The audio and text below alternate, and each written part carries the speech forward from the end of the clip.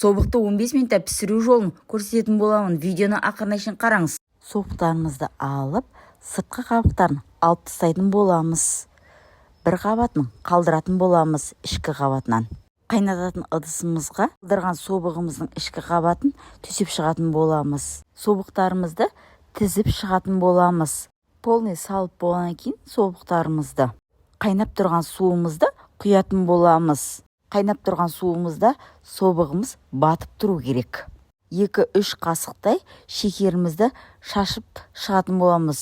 Тұз қосуға болмайды, өйткені қатырып жібереді собығымызды. Бетін жауып, бір бұрқ етіп қайнатып, мен небәрі 15 минутта пісті. Біреуін алып көретін боламыз. Собығымыздың бір ұштығын алып көретін боламыз. Өте керемет болып піскен. Тұзымызды сеуіп, жей берсек болады. Қазақша каналым дамуына өз үлесіңізді қосып, подписка бөліміне тіркеліп, қоңырау шанын басуды ұмытпаң.